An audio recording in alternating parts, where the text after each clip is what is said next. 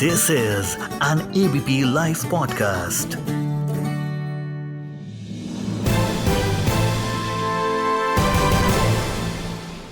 Had a long day?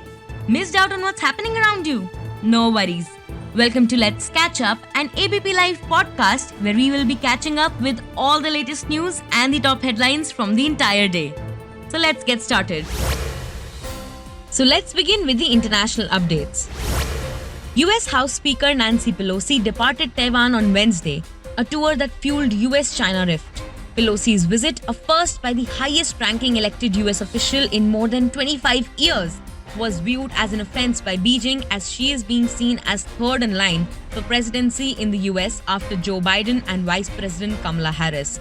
Despite several hostile threats by China before Pelosi's visit to Taiwan, the US House Speaker landed in Taipei on Tuesday night.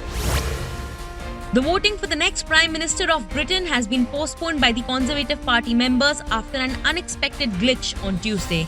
The decision was taken after the GCHQ spy agency warned that cyber hackers could change people's ballots, according to various media publications.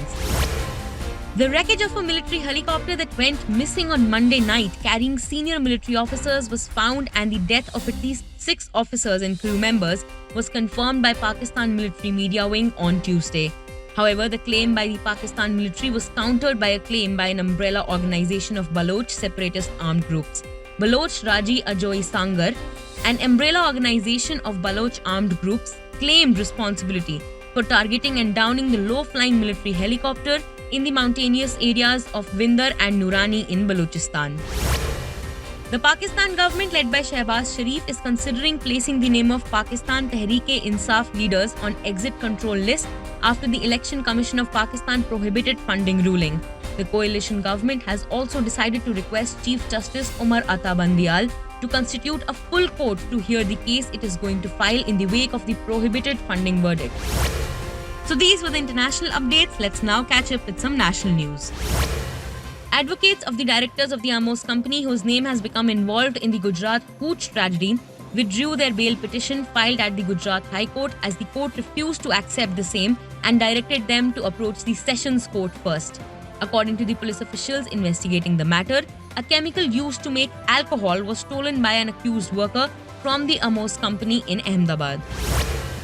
Congress MLA Kuldeep Bishnoi on Wednesday resigned from the Haryana Assembly. He is all set to join the ruling Bharatiya Janata Party on Thursday.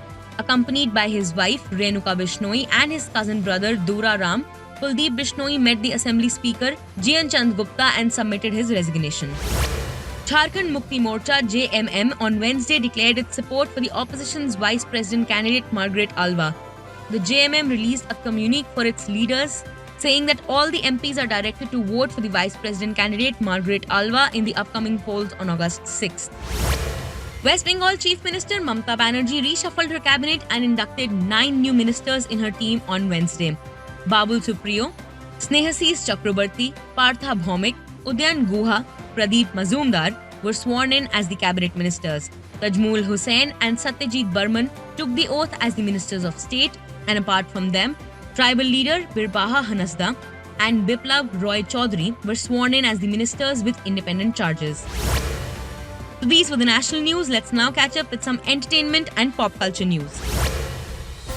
Amir Khan has said that he did not retain certain parts of the Hollywood film Forrest Gump for his upcoming film Lal Singh Chaddha.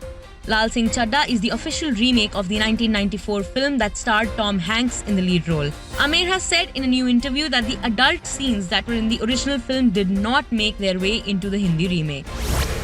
Priyanka Chopra is currently in Poland undertaking her share of the UNICEF's Goodwill Ambassador responsibilities. The actor shared many pictures from her interaction with children who were currently in special care given the war situation in Russia-Ukraine, which started in February this year. Priyanka also shared a long post highlighting the Unbreakable Ukraine program by UNICEF and other collaborators for the benefit of the children who have suffered during the war. Hollywood star Brad Pitt took a moment to comment on his recent look at the Los Angeles premiere of his movie Bullet Train. The actor has been making an impression as he's continued the global promotional circuit for his action movie, making headlines last week for wearing a linen skirt to the film's premiere in Germany. Pitt gave the best explanation that could have been the inspiration behind the look. I don't know. We are all going to die, so let's mess it up, Twitch told Variety. The director who brought the martial art action to MCU has now been confirmed as the director of the next big Avengers movie, 2025's The Kang Dynasty. Destin Daniel Cretton, one of the several indie film wonderkinds who are now part of the Marvel Inner Sanctum. The dual announcement, Kang as the next big bad and Cretton as the man who'll bring Kang to the big screen during the Thanos-scale event, was the biggest one amongst a huge weekend for the Marvel fans. So these were the entertainment news. Let's now catch up with some sports updates. 24-year-old Lovepreet Singh on Wednesday, August 3rd, won a bronze medal in the men's 109 kg weightlifting at the Commonwealth Games 2022 in Birmingham. Lovepreet, a Navy man from Amritsar, set 2 national records, one each in snatch and clean and jerk, as he had successfully lifted in all of his 6 attempts.